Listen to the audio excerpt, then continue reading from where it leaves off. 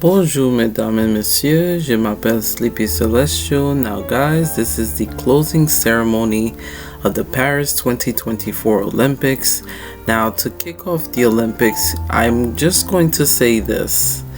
This was not the perfect Olympics, but I think throughout history, I think this Olympic is probably the greatest upset that we have ever seen when it comes to competition.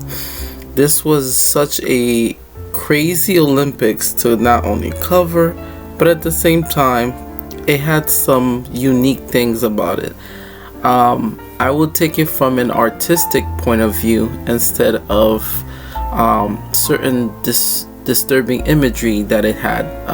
I think what they were trying to initiate, I think, kind of slightly backfired, but I think the closing ceremony was very unique, and I think that, people could take it in their best interpretation as they can. They had so many different weird artistic things, but I think overall the message of the games and celebrating the whole ceremony, they did something that was interesting, but sometimes description is up to interpretation. But enough said.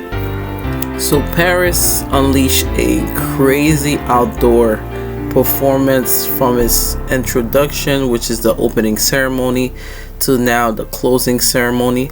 Now, what I like about this Olympics is that I think that idea of trying to go all green, which means they try to use as much as the existing venues or iconic places as venues. I think that was very unique and profitable. From using their outdoor spaces to then using the La Stade, which is the La Stade de France, which is the main stadium that they use for track and field. And I think, like I said, the medal designs were very unique because it had the geometry of Paris landmass of the city. The hexagon is very prominent, and the French Quarter, it separates the different lines to show the city. The heart of the city, which is where the Tour Eiffel is, which is the Eiffel Tower.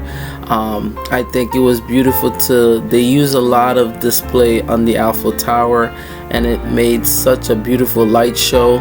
I think that was very unique that they took that approach. And even the Olympic rings, it reminds me, the closing ceremony reminds me of the way they had for the opening ceremony of London 2012.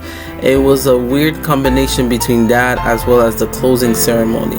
Now, is it the best Olympics? I would say Beijing and Athens as well as London still have this one beat.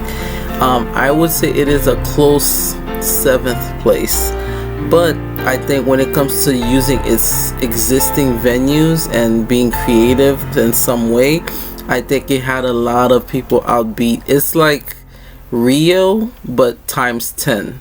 Rio was infatuated with the samba beat and the footwork of the people. I think that was very unique and beautiful. Rio brought a different experience that I really still cherish, with the whole samba beat and the crazy footwork of the Rio de Janeiro people. I think that was such a cool thing. So to see Paris 2024, which is the 33rd Olympiad, how it kicked off and how it closed out, I think was very fitting of Paris. Some of my very interesting things I would say is that Celine Dion, as well as the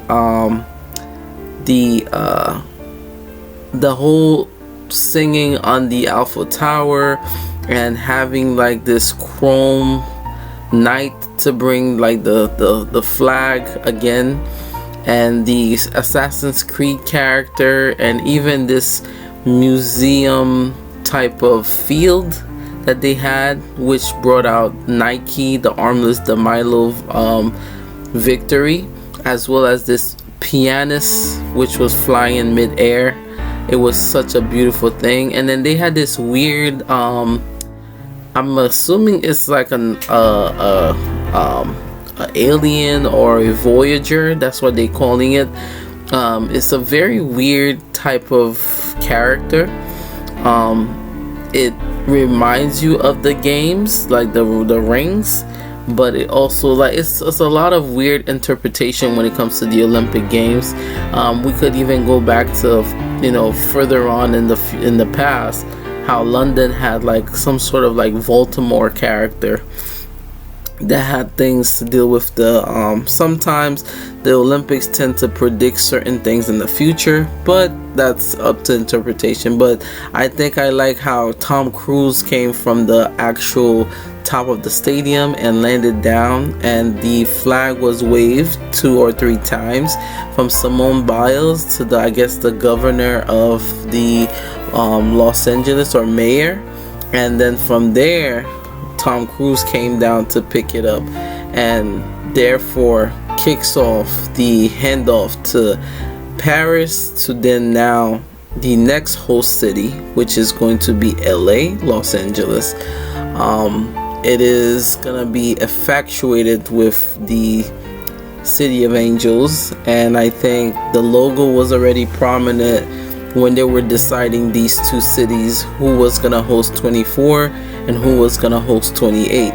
So I love how at the end they had these giant symbols of Paris 2024 with the armless Venus de Milo victory of Nike, and then they have the Coliseum and USC as the next prominent city, which is LA 2028, which I think those 2 are gonna be very successful Olympics.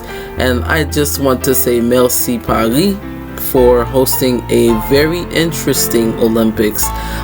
It's not the craziest and infatuated, but I think when it comes to the way they use it, like infrastructurally, I think it was probably the interesting way to use La Seine, like the river, the different places. On top of that, I think the logo for LA is very cool.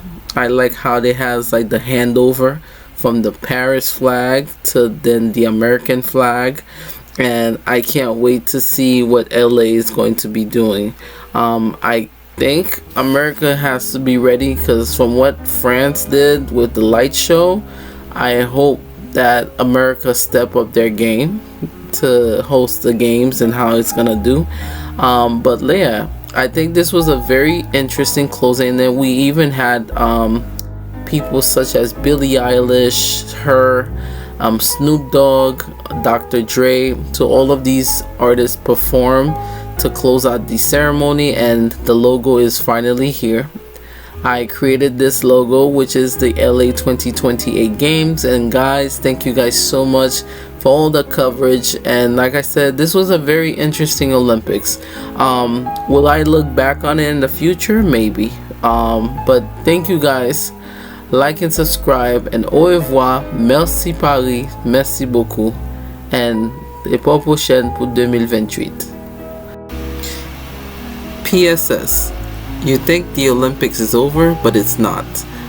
I will be covering the Paralympic Games, which will be starting, I would say, mid-October, or it will start in September, depending on how I see things. But I think it would be cool to cover the Olympics of the Paralympics, because that way it will cover the whole overall feeling of the games. But like I mentioned before, from Lady Gaga to Celine Dion to this new artist that I'm very infatuated with, which is Aria Akamora. I think, like I mentioned before to you guys, that this Olympic Games had such elegance. I think I forgot to mention that in the full part of the video. And like I said, I really liked it, the whole chrome horse knight that they had. I think that was pretty cool. I think overall, like I said, if I do look back on this Olympics, it would be that I think France did such a good thing to represent its people. Now, there's a double-edged sword to these entire games, but I think overall the execution of the games and how they display their history on the iconic venues that they have, like the La Seine, the Rivière, which kicked off the opening ceremony on the river, which never happened in any Olympics. I think they did the most unique way of representing. Celine Dion singing such great song from all the history that she has went through to get back on stage. I think that was such a momentum moment. And the cauldron was a electronic type of cauldron, not like any regular cauldron, and I think that was pretty cool. They used something where it's almost holographic. I think that was pretty cool. When I saw that elevated it, I think that was such magical moment. But like I said, we all have critiques on this Olympics, but I think it gave us such memorable competition, as well as the amount of competition that it gave us. I think it would never be defeated, because the upset that this Olympics has brought the athletes, such as track and field, gymnastics, swimming, and any other ones that I missed out, was pretty cool. So Paris, thank you so much. Merci beaucoup, Paris, for such an effectuate and elegant Olympics. May the rings be with you. Until next time, as I mentioned, 2028, 2028. So thank you guys, and later.